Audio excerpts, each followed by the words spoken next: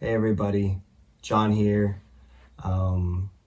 This is the first video in a series I want to start called The End.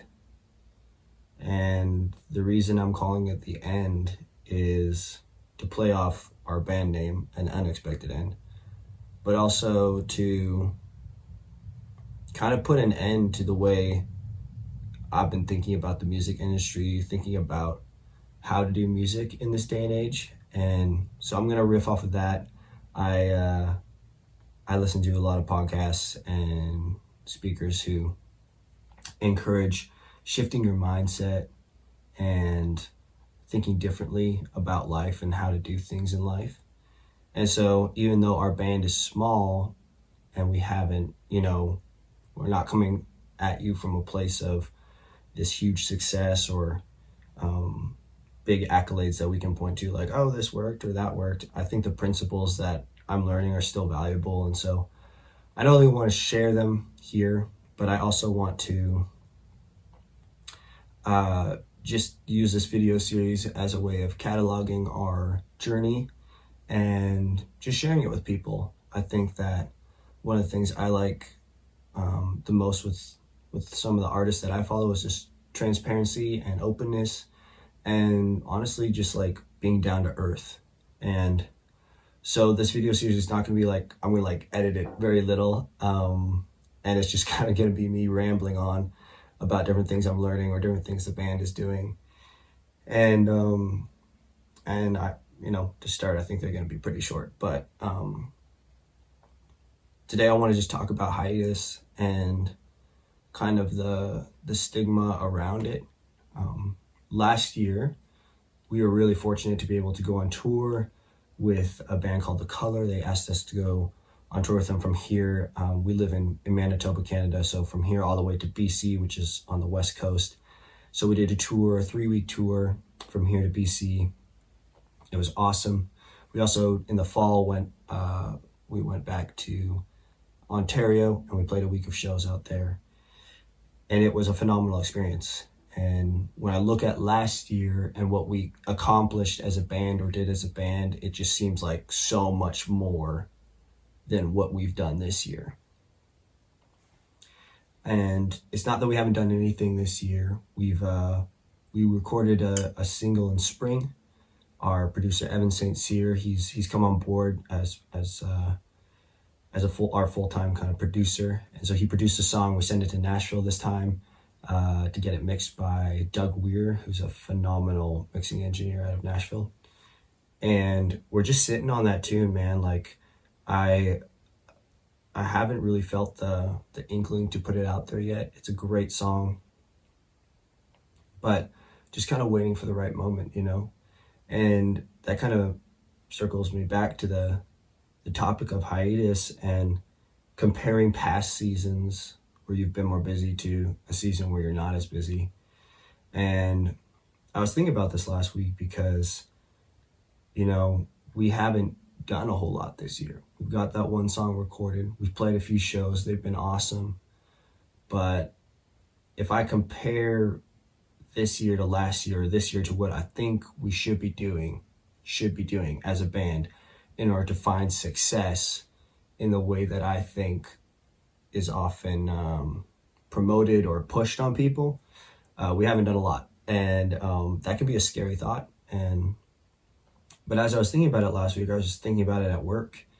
And I realized that hiatus is a really good thing if you can see it for the value it has. I'm not talking about hiatus like, we're all trying to get off drugs or something like that, but just like a hiatus, like taking a break and living life a little bit. And the conclusion I came to, the thought that kind of came to my head, which I'm thankful for because it's changing my perspective, is that hiatus is valuable because in between those moments of doing a lot with the thing that you're working on, whether that be music or whatever art medium you're working on, you're just living life. And the reason that is so important is because your most honest art is going to come from probably the most simple times in your life. the times when you are doing the day in, day out stuff that we all have to do just to live and eat, that's where those moments come that you're gonna use to be inspired to create probably your best art. And here's my argument for that.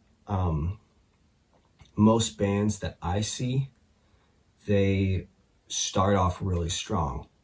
You know, their first project, their second project is just so rich, and that's really what catapults them into this trajectory of doing music or whatever full time. And I think the reason for that is because up until that point, they've had their entire lives to write about.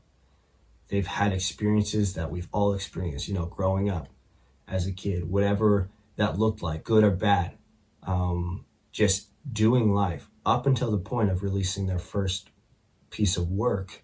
They have all those years of experience to write about. And that is why I believe some of those first projects are the most raw, the most honest, and hit home the most.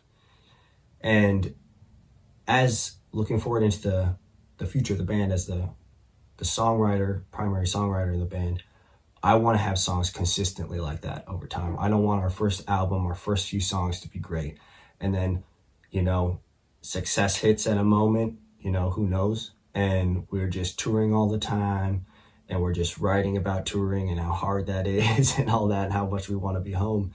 And that's fine too. But I want projects consistently that are about life, and consistently that are about things that actually matter. And whether that is touring or just being at home, I want to see the value in both. And I'm not trying to devalue, you know, those artists who, you know, make art about just their life as a musician. But if you think about it logically, most of your audience is not full-time celebrity status or artist status. And so it makes sense that they're going to relate more to you singing about, you know, growing up as a kid maybe, than you being on tour and just wishing you were home. So I'm not trying to diss any project or any art out there, but my favorite artists are those who seem to be able to reach into something raw and honest that isn't just, you know, surface level or the same thing over and over again. So I'm starting to ramble, so I'm just going to cut it off here. But that's kind of what I'm thinking on this week. We're not doing a lot right now show-wise. I'm planning a band meeting to talk to the guys about the release of that song probably, and some other stuff. But until then, I just want to focus on the season we're in, appreciate what we're doing, you know. A side note, part of the reason we're on a break is a few different things. One is my guitarist Dylan, he's had his third kid, and my drummer Brendan just bought a property north of Winnipeg, which he's cleaning up and getting ready to build a home on, and everything like that. So, you know, it's tempting, like I said in closing, it's tempting to think like, man, like we gotta get back to playing shows. But this is what I want. I want Dylan to be able to write about having his third kid, you know, and I want Brendan to write about the experience of finding, like, making his own home and preparing for what life looks like there. And I want whoever I work with to have the freedom to do that, and to have the freedom to come from that place of honesty and like, the band is not everything. And when we bring our experiences, the band just becomes better and the music becomes better. And so I'm really thankful, and that's what I'm thinking about right now. And so without further ado, I'm hoping to continue to do these updates and do these little videos, and I hope to follow along. I'm a verbal processor, so disclaimer, like, I'm processing as I'm saying this stuff, so it might not all be exactly what I think all the time, but that's what I'm working through. So enjoy your hiatus, whatever that looks like, and we'll see you on the other side. God bless.